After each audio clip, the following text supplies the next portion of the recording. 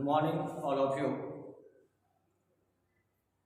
जैसा कि पिछले क्लास में हम लोगों ने हाइब्रिडाइजेशन सीखा था और बहुत ही सरल तरीके से हाइब्रिडाइजेशन के बारे में हमने बताया कि टाइप्स ऑफ बॉन्ड उससे पहले पढ़े थे और एक ट्रिक्स बताए थे, जिस ट्रिक्स का नाम था PC tricks, Prince chemistry tricks. और इस ट्रिक्स के माध्यम से कहीं ना कहीं हमें जैसा लग रहा है कि आपको हाइब्रिडाइजेशन बनाने में काफ़ी मदद मिला होगा और बहुत ही आपको सरल लगा होगा। और हमें लगता है कि अब जो आप लोग हाइब्रिडाइजेशन सीखे होंगे, कहीं ना कहीं अब आप इस हाइब्रिडाइजेशन को शायद नहीं भूल पाएंगे। चलिए आज की क्लास को प्रारंभ किया जा रहा है और कहीं ना कहीं आज की क्लास में हम उन तमाम टॉपिक पर चर्चा करेंगे जैसे कि हाइड्रोकार्बन। अब धीरे धीरे हम लोग कंपाउंड्स का नाम बनाने के लिए सीखेंगे, किस तरह से कंपाउंड्स का निर्माण किया जाता है, सिंगल बॉन्ड का प्रयोग करते हैं तो आखिर कौन सा ग्रुप सिंगल बॉन्ड का निर्माण करता है, डबल बॉन्ड का निर्माण कैसे होता है, ट्रिपल बॉन्ड का निर्माण कैसे होता है, यह तमाम टॉपिक पर हम लोग चर्चा करेंगे। चलिए सबसे पहले आज हम लोग टॉपिक का नाम देते हैं हाइड्रोकार्बन। क्या दे रहे हैं? हाइड्रोकार्बन। देखिएगा हाइड्रोकार्बन HYDROCARBON हाइड्रोकार्बन। इसका यदि हिंदी के लिए बात करोगे, इसका हिंदी में हाइड्रोकार्बन ही हो जाता है, हाइड्रोकार्बन। देखिए ध्यान दीजिए, नाम से ही यह स्पष्ट हो रहा है, नाम ही है इसका हाइड्रोकार्बन। नहीं लग रहा है कि हाइड्रोजन और किससे बना होगा? कार्बन से। वैसे कंपाउंड्स का अध्ययन किया जाएगा हाइड्रोकार्बन कंपाउंड्स में, हाइड्रोकार्बन में, जिस कंपाउंड्स में हाइड्रोजन और कार्बन का दोनों का प्रेजेंट हो। जैसे देखिए CH4 है, यह कंपाउंड्स तैयार किया गया है किस किस एलिमेंट से? एक कार्बन है और 4 हाइड्रोजन। मतलब यह जो कंपाउंड्स का निर्माण होगा हाइड्रोकार्बन में, वह हाइड्रोजन और कार्बन से ही रिलेटेड कंपाउंड्स का निर्माण होगा। चलिए देखिए आज हम लोग प्रारंभ करने जा रहे हैं हाइड्रोकार्बन के बारे में। यदि हम लोग एक लाइन में डिफिनेशन लिखेंगे हाइड्रोकार्बन का, आप लिख सकते हो कि हाइड्रोजन और कार्बन से मिलकर बने कंपाउंड्स, मतलब हाइड्रोजन और कार्बन से मिलकर के जिन कंपाउंड्स का अध्ययन किया जाएगा वह कंपाउंड्स आपका हाइड्रोकार्बन कंपाउंड्स कहलाएगा। देखिए इस हाइड्रो कंपाउंड्स को मुख्य रूप से 2 भागों में डिवाइड किया गया है, बांटा गया है, अलग किया गया है। एक होता है आपका सैचुरेटेड हाइड्रोकार्बन, एक होता है saturated SATURATED saturated hydrocarbon HYDROCARBON। एक होता है सैचुरेटेड हाइड्रोकार्बन और दूसरा होता है unsaturated UNSATURATED unsaturated hydrocarbon HYDROCARBON hydrocarbon. देखिए इस तरह से आपको देखने को मिला है कि हाइड्रोकार्बन को मुख्य रूप से 2 भागों में डिवाइड किया गया है। एक होता है सैचुरेटेड हाइड्रोकार्बन और दूसरा होता है अनसैचुरेटेड हाइड्रोकार्बन। देखिए यहाँ सैचुरेटेड हाइड्रोकार्बन का यदि आप हिंदी लिखोगे तो यह हो जाता है संतृप्त हाइड्रोकार्बन, संतृप्त hydrocarbon.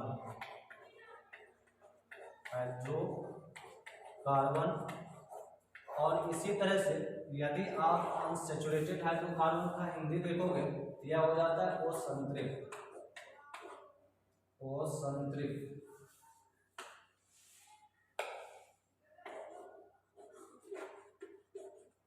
असंतृप्त hydrocarbon.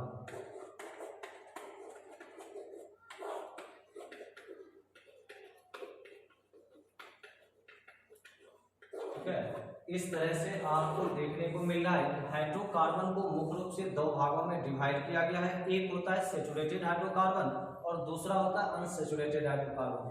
Saturated hydrocarbon 2 atoms के बीच, 2 परमाणु के बीच सिंगल बॉन्ड बनाती है और अनसैचुरेटेड हाइड्रोकार्बन 2 परमाणु के बीच डबल या ट्रिपल बॉन्ड का निर्माण करता है। कहीं ना कहीं यह जब 2 परमाणु के बीच सिंगल बॉन्ड होगा यह जो है सैचुरेटेड फॉर्म में होगा, सैचुरेटेड का कंपाउंड्स कहलाएगा। और जिस कंपाउंड्स में डबल या ट्रिपल बॉन्ड का प्रयोग किया जाएगा वह कंपाउंड्स अनसैचुरेटेड हाइड्रोकार्बन कहलाएगा। देखिए सैचुरेटेड हाइड्रोकार्बन में केवल एक ही ग्रुप होता है जिस ग्रुप का नाम होता है एल्केन। ALKANE alkene. इस तरह से यदि आप लोग अनसेचुरेटेड हाइड्रोकार्बन को देखिएगा तो दो भागों में डिवाइड किया गया है। एक होता है एल्कीन ALKENE और दूसरा होता है एल्काइन ALKYNE। एक होता है एल्कीन और दूसरा होता है एल्काइन। यदि इसका GMF जनरल मॉलिक्यूलर फार्मूला के लिए बात करोगे, इसका जनरल मॉलिक्यूलर फार्मूला हो जाता है CnH2n+2 और इसका जनरल मॉलिक्यूलर फार्मूला हो जाता है CnH2n। इसी तरह से यदि इसका जनरल मॉलिक्यूलर फार्मूला देखिएगा, यह हो जाएगा CnH2n-2। इस तरह से एल्केन का सामान्य अणुसूत्र हो गया CnH2n+2, एल्कीन का सामान्य सूत्र हो गया CnH2n और एल्काइन का CnH2n-2।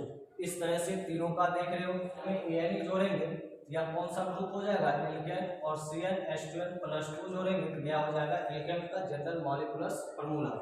इसी प्रकार से आलेख में ANE जोड़ेंगे तो यह एल्कीन हो जाएगा और यहाँ पर 0 जोड़े अथवा घटाए कहीं पर फर्क पड़ने वाला नहीं है। और एल्काइन में CnH2n-2 लगा देंगे यह किसका ग्रुप हो जाएगा एल्काइन। ठीक है, इस तरह से आप लोग जो है याद रख सकते हो कि एल्केन को कैसे याद रखेंगे, एल्कीन को कैसे याद रखेंगे और एल्काइन को कैसे याद रखेंगे। यह भी याद रखना है कि दो परमाणु के बीच यह सिंगल बॉन्ड बनाती है, यह दो परमाणु के बीच डबल बॉन्ड बनाती है और यह दो परमाणु के बीच ट्रिपल बॉन्ड बनाती है। इस तरह से एल्केन जब कभी भी दो परमाणु के बीच बनाएगा तो सिंगल बॉन्ड, यह जो है कार्बन कार्बन के बीच डबल बॉन्ड और यह कार्बन कार्बन के बीच ट्रिपल बॉन्ड का प्रयोग किया जाता है। ठीक है, तो अब देखिए ध्यान देना है, यहाँ बार बार जो है CN आ रहा है। CN का मतलब होता है इस कार्बन की संख्या को बताना, नंबर ऑफ कार्बन। देखिए किस तरह से आप लोग नंबर ऑफ कार्बन को निकाल सकते हैं। देखिए यहाँ हम लोग लिख रहे हैं नंबर ऑफ कार्बन, मतलब वह जो CN है वह N जो है उस कार्बन की संख्या को बताती है, उस कार्बन के मतलब नंबर को बताती है, पोजीशन को बताती है। देखिए इसको लिख सकते हैं नंबर ऑफ कार्बन, हिंदी क्या हो जाएगा कार्बन की विशेषताएं, सॉरी कार्बन की संख्या, कार्बन की संख्या। इस तरह से आपको याद रखना है कि यदि कार्बन की संख्या 1 रहे तो उसको मिथ बोला जाता है, यदि कार्बन की संख्या 2 रहेगा तो उसको इथ बोला जाता है, कार्बन की संख्या 3 रहेगा तो उसको प्रोप बोला जाता है, कार्बन की संख्या 4 रहेगा उसको ब्यूट बोला जाता है, कार्बन की संख्या 5 रहेगा उसको पेंट बोला जाता है, कार्बन की संख्या 6 रहेगा उसको हेक्स बोला जाता है, कार्बन की संख्या 7 रहेगा उसको हेक्स बोला जाता है।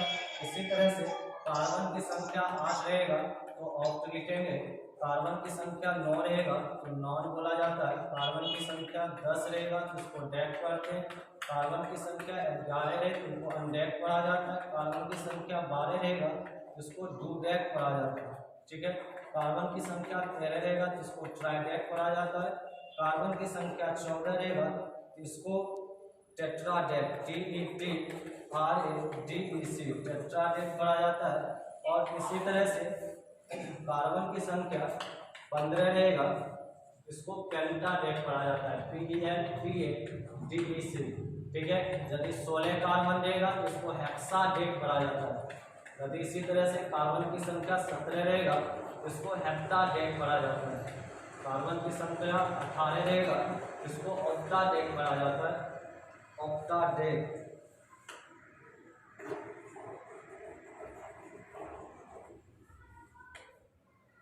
OCTADEC ऑक्टाडेक। यदि 19 कार्बन रहेगा तो उसको नॉनाडेक पढ़ा जाता है, यदि कार्बन की संख्या 20 रहे उसको आइकॉस पढ़ा जाता है। बस इंटर के क्लास में यही इतना ही। कार्बन की संख्या में शायद बहुत सारे कंपाउंड्स का नाम आप सीख लेंगे, बहुत सारे कंपाउंड्स बनाने के लिए सीख लेंगे।